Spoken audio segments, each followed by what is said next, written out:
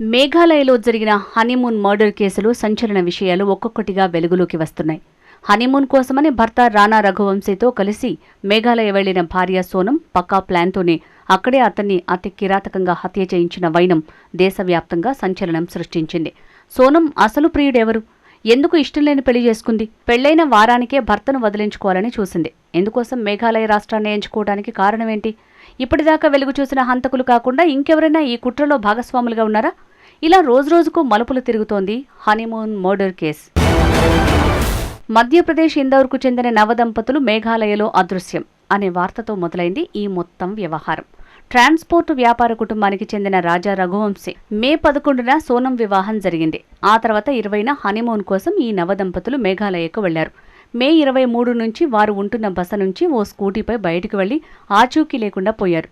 ఆ బండి ఓ గ్రామ శివారులో లభ్యమైంది. అయితే అదృశ్యమైన 11 రోజుల తర్వాత అంటే జూన్ 2వ తేదీన రఘువంశీ మృతదేహాన్ని సోహ్రాలోని ఓ జలపాతం సమీపంలో లోతైన లోయలో పోలీసులు గుర్తించారు.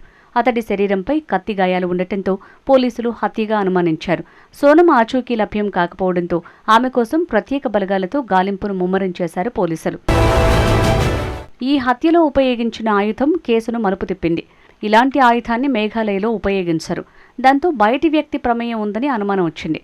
దర్యాప్తు క్రమంలో సోనం బతికే ఉందని గుర్తించారు పోలీసులు. దీంతో ఆమె ఈ హత్య చేసి ఉండొచ్చని అనుమానాలు వచ్చాయి. కాల్ రికార్డుల్ని పరిశీలిస్తే రాజ్ కుష్వాహా అనే వ్యక్తితో ఆమె రెగ్యులర్గా టచ్లో ఉన్నట్టు తేలింది. తన ఇష్టానికి వ్యతిరేకంగా పెద్దలు రాజాతో పెళ్లి జరిపించారని, అతనితో శారీరకంగా కలవటం తనకు ఎంతమాత్రమే ఇష్టం లేదంటూ ప్రియుడు రాజ్ కుష్వాహాతో జరిపిన చాటింగ్ని పోలీసులు స్వాధీనపరుచుకున్నారు. రాజా అంటే నాకు ఇష్టం లేదు. అతనితో వివాహం నిశ్చయమైనప్పటి నుంచే దూరంగా ఉంటున్నా. పెళ్లయ్యాక కూడా అతనితో శారీరకంగా కలవలేకపోతున్నా అంటూ ఆమె రాజ్తో చాటింగ్ చేసినట్టు అందులో ఉంది. పోలీసులు వెల్లడించిన వివరాల ప్రకారం రాజా రఘువంశీని హత్య చేసేందుకు తొలుత కిరాయి హంతకులకు సోనం 4 లక్షలు ఇవ్వజూపింది. కానీ తర్వాత ఆ మొత్తాన్ని 20 లక్షలకు పెంచింది. అలాగే తన భర్త మృతదేహాన్ని లోయలో విసిరేసేందుకు నిందితులకు ఆమె సహకరించిందని పేర్కొన్నాయి. భర్తను కిరాతకంగా హత్య చేయించి ఆ మృతదేహాన్ని లోయలో పడేయించిన ఆమె ఆపై కొత్త డ్రామా ఆడింది.